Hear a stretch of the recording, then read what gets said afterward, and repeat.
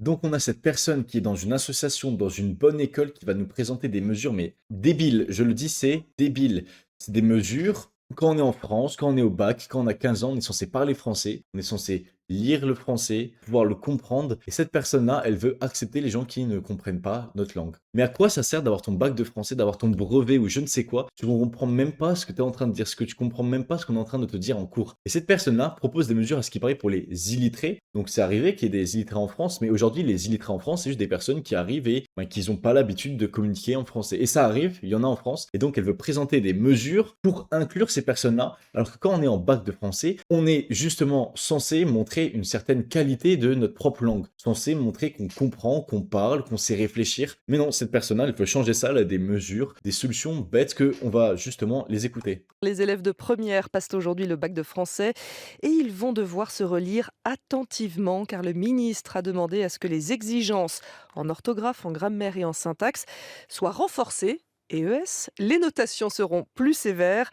La maîtrise de la langue française doit-elle être un critère de réussite? Je vous pose la question, Anna Bélier. Bonjour. Bonjour. Vous êtes Donc là, moi, je réponds à sa question. Oui, c'est tout à fait normal que quand on fait le bac de français en première, on a 17 ans, on doit savoir écrire le français, parler le français. Je pense qu'on doit être, oui, sanctionné si on écrit mal le français. Moi, ça a été mon cas. J'ai été sanctionné et voilà, et c'est normal. Je dois savoir écrire français. Je dois savoir parler français. C'est tout à fait normal. Donc, qu'est-ce que va dire cette personne? Quelque chose, Abeille, je ne me souviens pas de son prénom. Qu'est-ce qu'elle va nous dire? Comment elle va pouvoir défendre ces personnes? Comment elle va défendre ce sujet? professeure de linguistique à l'université Paris-Cité, membre du collectif des linguistes atterrés et autrice de La grammaire se rebelle.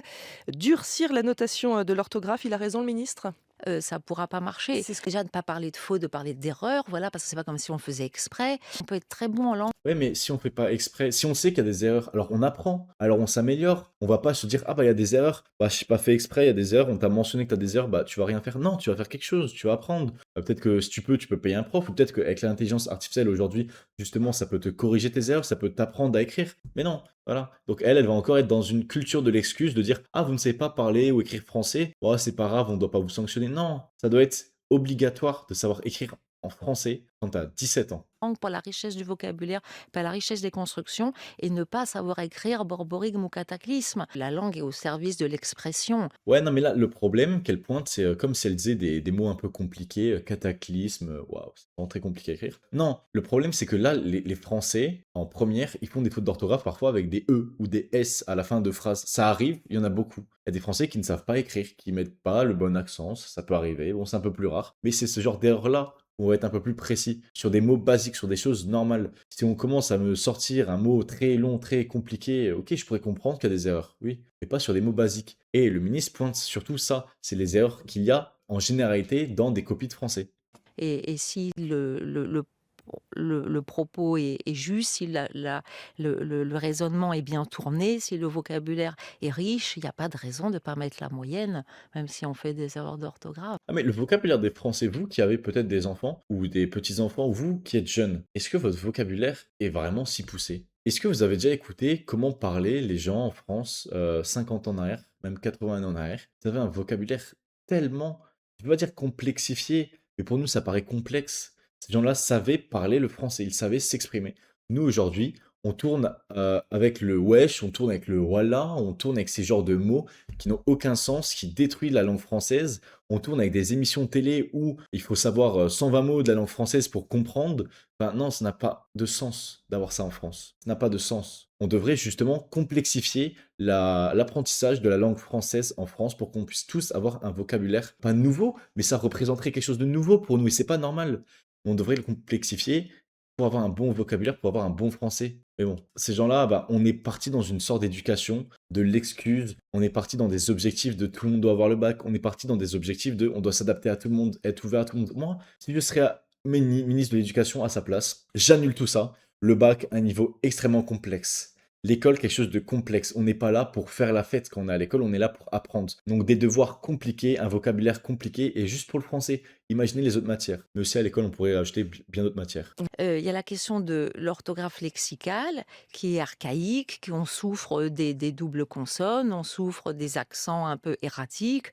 Pourquoi un C à écueil et 2 C à accueil? Le ministre lui-même s'est trompé. Pourquoi un N à honoré et 2 N à honorable? Et Ah mais là, c'est pas du tout normal ce qu'elle mentionne. C'est censé être inné de savoir écrire des mots comme écureuil, je sais plus quel mot elle a dit, ou accueil. C'est censé être normal. Les gens ne c'est pas ça le problème. Là, elle est complètement à côté de la plaque. Elle pointe des faits qui ne se passent pas. Les gens, pendant qu'ils écrivent, ils se disent pas: «Ah, accueil, c'est avec un C ou 2 C». Non, c'est soit tu le sais, soit tu le sais pas. Soit tu écris même pas le mot carrément. Enfin, soit tu connais le mot et tu sais comment c'est écrit, soit tu ne connais pas le mot. C'est pas possible. Là, encore une fois, je le redis, on parle de faute d'orthographe plus stupide que un C dans accueil. juger des gens sur les bizarreries de l'orthographe, qui sont des choses qui réclament un temps infini à apprendre par cœur, c'est pas une bonne idée. Il y a OK, j'ai une petite question, mais si on ne peut pas juger sur, comment la personne écrit, on juge sur quoi? Sur l'argumentation? Parce que si, c'est mon point de vue, hein, si on juge sur l'argumentation réelle des élèves et si les professeurs analysent vraiment ce qu'ils disent ces élèves, je pense qu'on aurait tous des zéros. Quand on est en première, on a une très mauvaise argumentation. On n'a pas de cours d'argumentation, on n'a pas de cours de débat ou je ne sais quoi.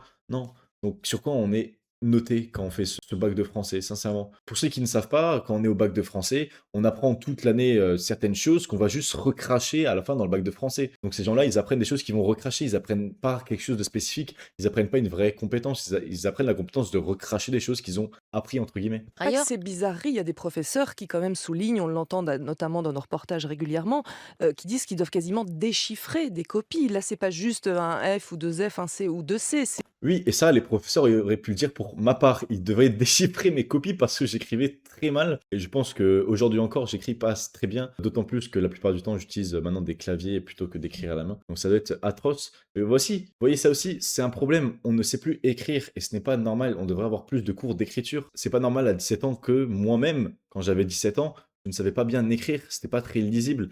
J'avais ma manière d'écrire et même moi, parfois, je dois vous l'avouer, je me comprenais même plus. Je ne savais même plus ce que j'avais écrit.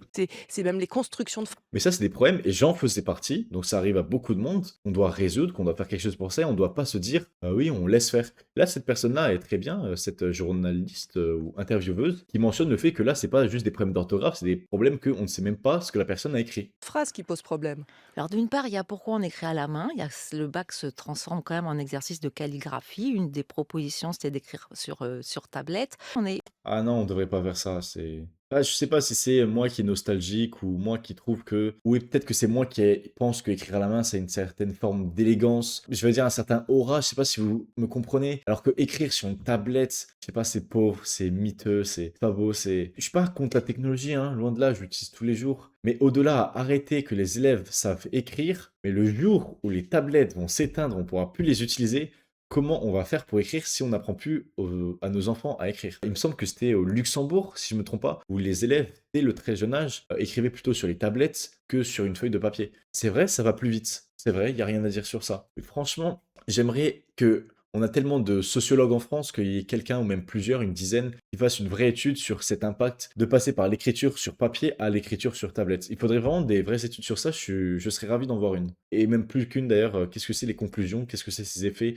sur le long terme? Ça pourrait créer sur 50 ans un vrai problème national. un dépit avec une orthographe très archaïque. On passe le plus de temps à l'enseigner pour un résultat médiocre et souvent les élèves osent pas écrire des mots parce que ils sont compliqués, ils sont pas sûrs de savoir comment les écrire. On a le droit Donc là, il nous faudrait peut-être un cours tout nouveau qui est là pour apprendre aux mots des élèves. C'est bête, ou peut-être une application sur téléphone, mais on peut pas les élèves comme ça se dire: «Ah, ils savent pas écrire le mot, bah, on va les laisser comme ça». Non, il faut trouver quelque chose pour leur faire apprendre, c'est normal. On va pas les laisser du bas-côté, on va pas trouver une solution en se disant: «Ah, ils ne savent pas écrire, donc on va pas les noter sur, comment ils écrivent mal quelque chose ou comment ils ne savent pas s'exprimer» ou je ne sais quoi. Non, on va les aider à justement savoir s'exprimer, à savoir écrire. Là, cette personne va vraiment à l'encontre de ce qu'on devrait faire. de pas mettre les circonflexes. On a le droit de pas accorder le participe passé quand il est suivi d'un infinitif. Pourquoi vous vous dites que, ce serait intéressant que les élèves écrivent, sur un ordinateur et pas à la main? En quoi ça peut les aider au niveau de l'orthographe, de la syntaxe ou de la grammaire? Pourquoi on n'a pas le droit au correcteur d'orthographe? Parce que dans la vie, les gens après les gens après le bac, déjà maintenant, écrivent sur ta tablette et ont des correcteurs d'orthographe. Et si on continue à avoir une orthographe aussi archaïque, on voit n'a Mmh, pas d'autre solution. et on pourrait vous dire, dans ce cas-là, Donc d'après elle, on n'a pas d'autre solution que laisser les gens, utiliser les tablettes avec un autocorrecteur. Je trouve ça absurde que c'est, la seule solution qu'elle a. Au lieu d'apprendre aux élèves à savoir écrire, non, on va, bah, les laisser comme ça et le jour où ils ont, quelque chose à écrire par eux-mêmes, bah, ils pourront pas le faire. Donc ils seront obligés d'utiliser l'intelligence, artificielle. Donc parce que, par exemple, un avocat, il doit écrire beaucoup de papiers, je pense et comment on écrit beaucoup de papiers si on fait des fautes, d'orthographe partout? Enfin, c'est pas pro, c'est pas normal. Qui va signer un papier avec beaucoup de fautes d'orthographe? Donc ils vont utiliser tous l'intelligence artificielle qui fera des erreurs parfois et peut-être qu'un jour les gens ne sauront plus lire, et peut-être, qui sait? Non, j'aime pas la fausse solution qu'elle nous propose. Pourquoi pas les laisser faire ça, mais faut derrière que aussi eux savent le faire indépendamment. numérique, on peut aussi demander à l'IA de faire la dissertation à notre place. Bah oui.